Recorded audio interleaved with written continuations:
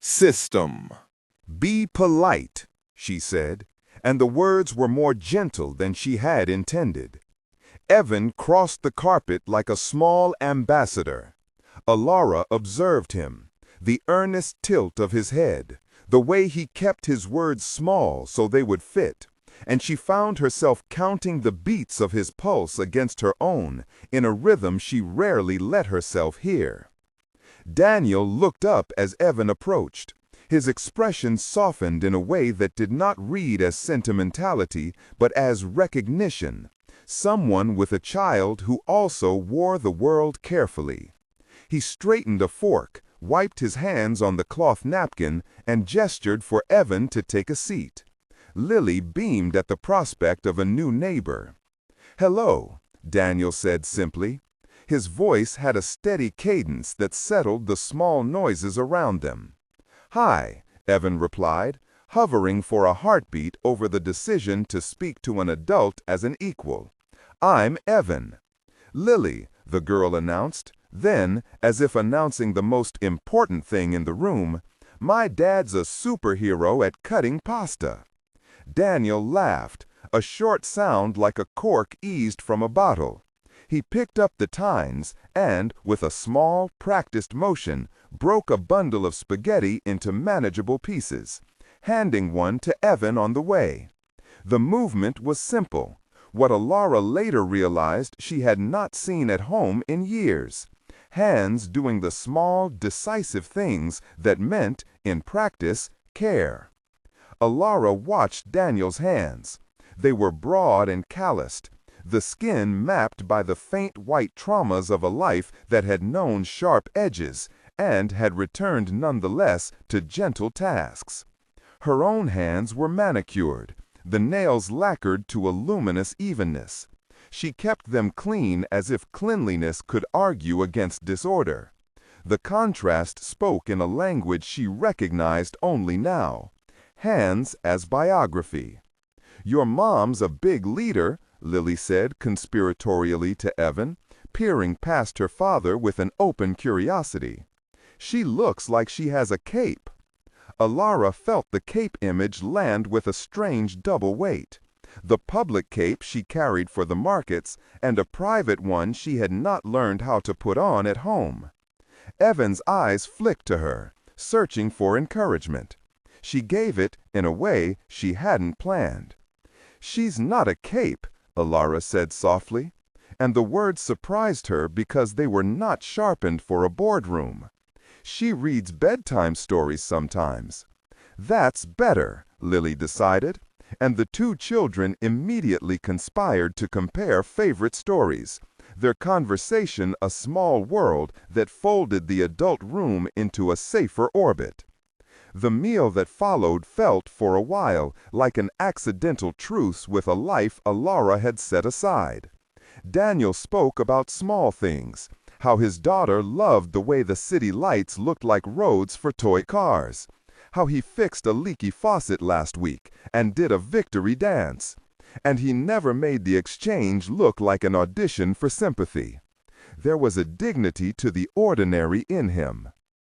Evan responded with shy facts about school projects. Between them, the children built an island of laughter. Alara found her guard loosening in the soft way of someone watching a fragile object not to break it, but to hold it steady. She felt a memory rise, a kitchen at dawn, a pot of pasta, the smell of tomatoes stewing while a lullaby hummed in the background. Those mornings had been rare in the years before Evan, rarer still since Evan had been born. She had traded them for a calendar that fit into an encrypted app and a reputation that held.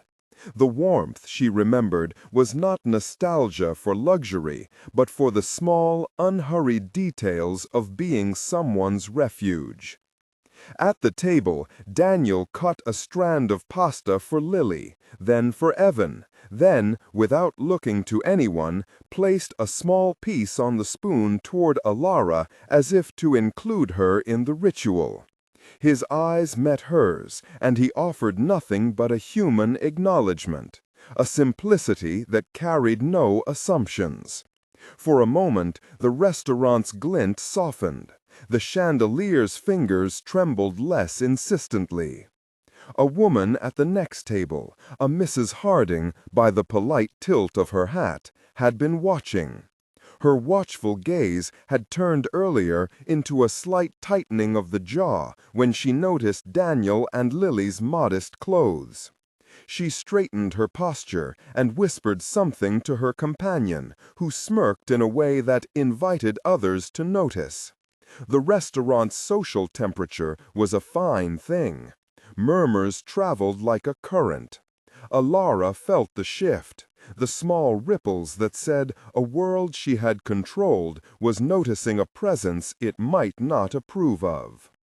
Her assistant, discreet as shadow, leaned in with the kind of efficiency that turned observant eyes into instruments.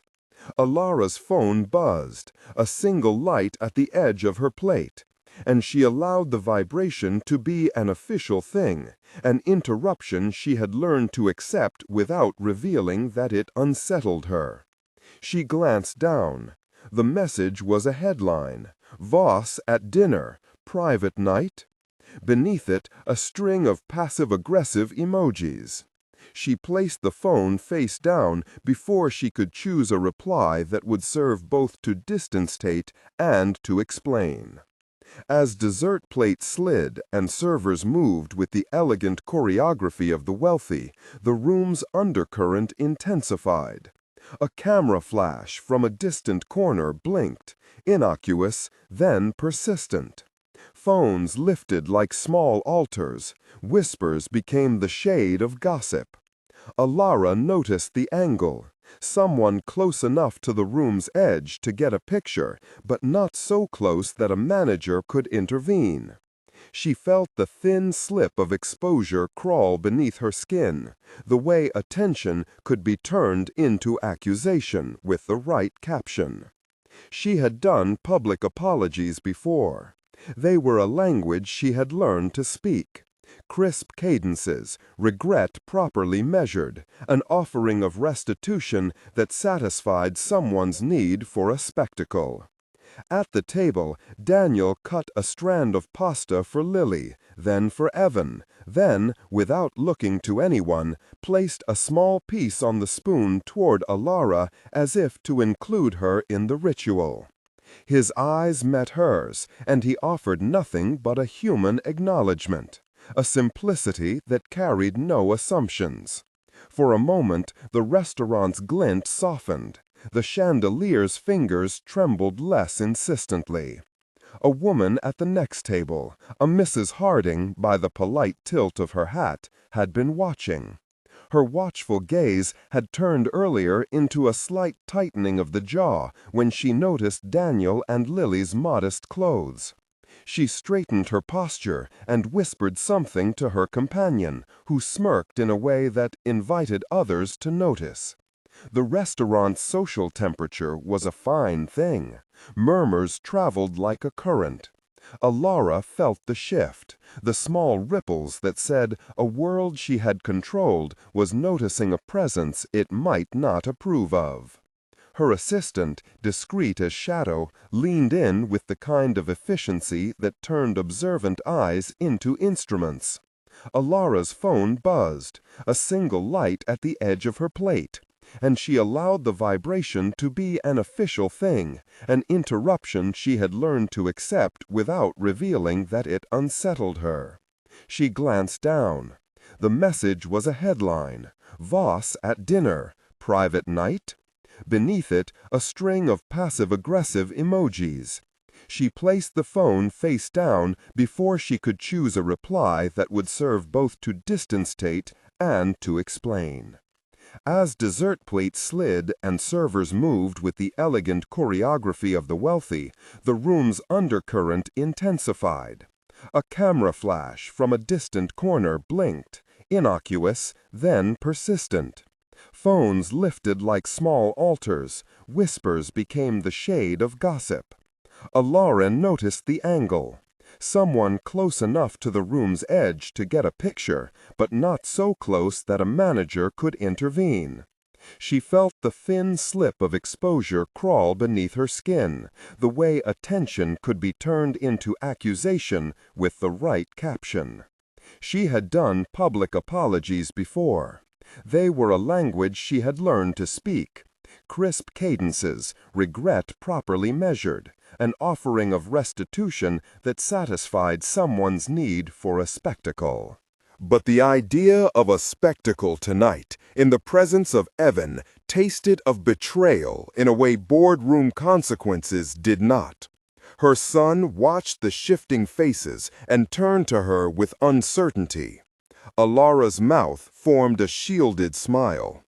Before she could decide what to do, the glass of sparkling water before her trembled. Her vision narrowed. The edges of light sharpened into painful stars. Her breath came quicker, an animal alarmed in a clear room. She had not realized how little she had eaten. The schedule that had carried her through the day had not left space for food or water. The pressure of speaking and making decisions had subsided only into a hollow where appetite should have been.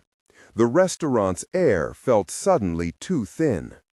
Daniel noticed first because Lily tensed, and he followed the small chain of human cues that parents and medical-trained hands learn in sequence.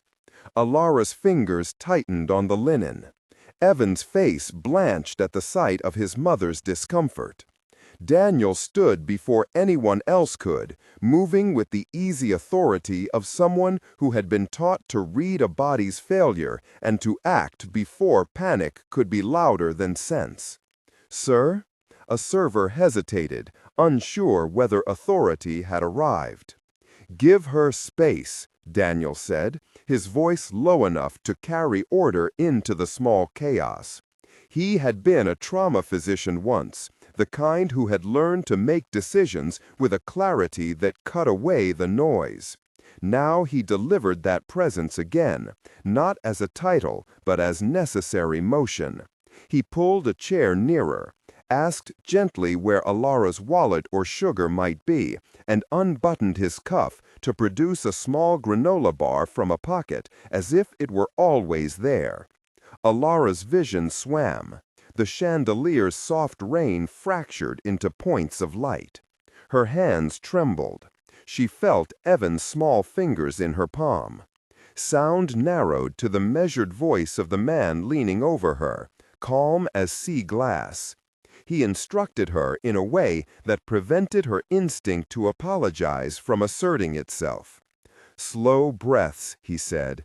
"In through the nose, 2, 3, hold, out through the mouth. Sip this." He offered a napkin wrapped around a small glass of orange juice, warmth pooling at the rim.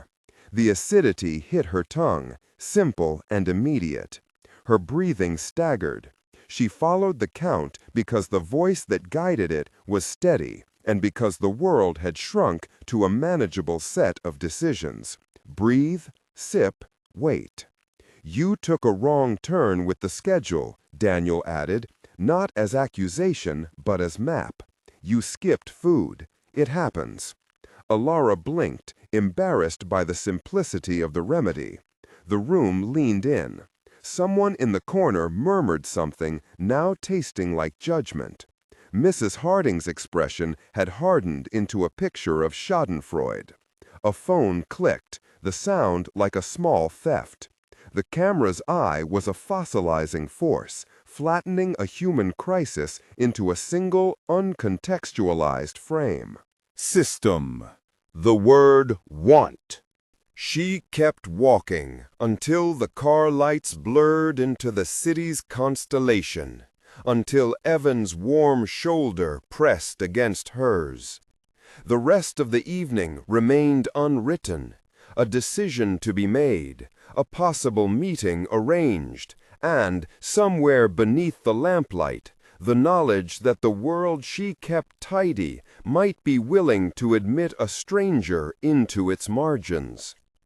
But even as she stepped into the quiet night with her son, a small unease followed, a sensation like the first line of a page torn where ink had not yet dried. The social current would take that photograph and spin it. Mr. Sterling, who had more appetite for advancement than for empathy, had already been watching patterns in her life and could very well use a flinch to take a step. Alara had navigated many storms. She prided herself on being 2 moves ahead. Yet something about tonight felt less like a storm to be navigated and more like a knot to be untied. Her assistant met them at the curb with a tablet of messages. Alara squinted at the screen and saw the outline of what had begun, a photo trending, a caption hinting at impropriety, a handful of messages that meant trouble. She smiled at Evan with practiced calm, and when the assistant murmured counsel in a voice tuned to crisis management, Alara did not reach for the scripted reply she knew by heart. Instead, she slipped her hand into her pocket and took out a small address card. It had only her name and a direct line, no titles, no veneer. She folded the card with 2 fingers, an intimate, careful motion, and looked up to where Daniel had already walked a few steps away with Lily, their silhouettes small against the street lamp. Alara felt the pull that had been present since the necklace of pasta on a small fork, to move closer to what had steadied her tonight, not for the optics, but for the person beneath them. She walked across the street without waiting for a schedule to allow it, the city noise swallowing the click of her heels. Approaching Daniel, she felt exposed in a way she had never allowed herself with the markets, exposed to simple human vulnerability. She paused a respectful distance and extended the card. "For what it's worth," she said, her voice an unvarnished thing, "if you ever need anything, meant, call me." Daniel blinked, then accepted the card with both hands, as if he had received a small, fragile gift. His thumb brushed over her name, and she saw, for the first time, the rawness of someone's attention that did not seek advantage. "Thank you," he said. "We will." They exchanged no promises more elaborate than that. There was no grand gesture, only the sharing of a number and the quiet understanding that something curious had been opened. Alara returned to Evan's side, feeling oddly lighter and oddly wary at once.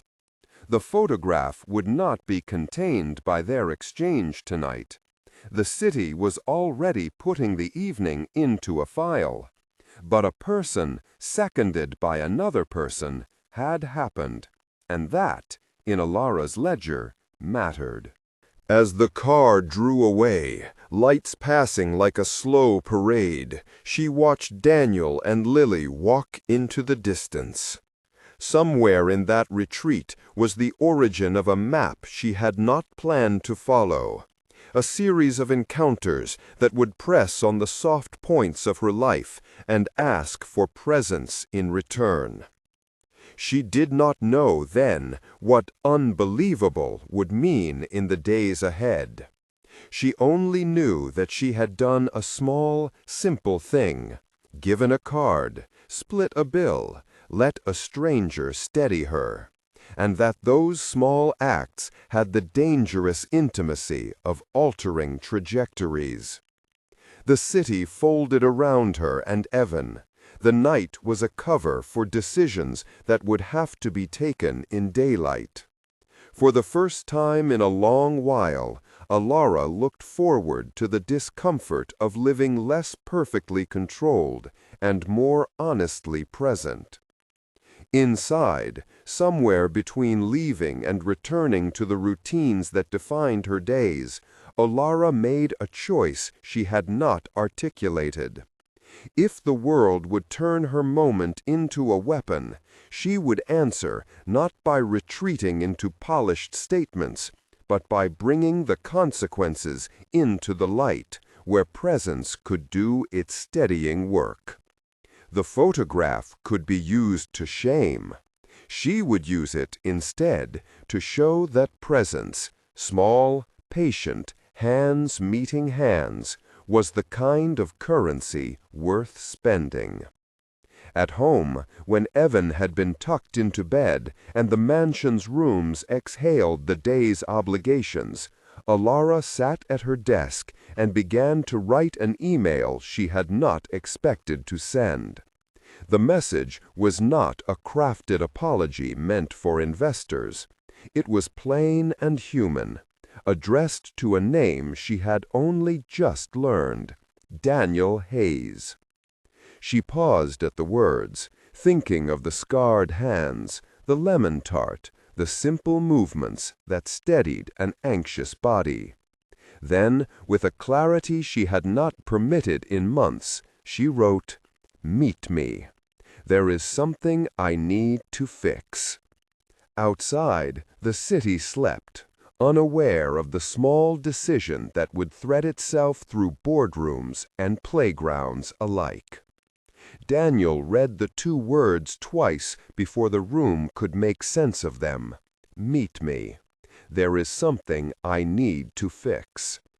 He set the small teacup on the saucer with the care of someone who had learned gentleness as a necessity rather than a luxury.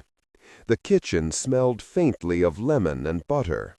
The tart from the night before was a thin, patient evidence of a life that could be ordinary. Lily was still half asleep on the sofa, a blanket bunched at her knees. For a long breath, he watched her breathing find its even rhythm, and then unlocked his phone again. He typed a reply with fingers that were steadier than his mind. When? He hit send before he could calibrate the politeness that would have been proper, the protection that would have been sensible. The reply came almost immediately. Morning? The Pier Cafe, 9. I'll bring coffee. Daniel read it and felt the odd electric looseness of someone opening a door they did not know how to close. System.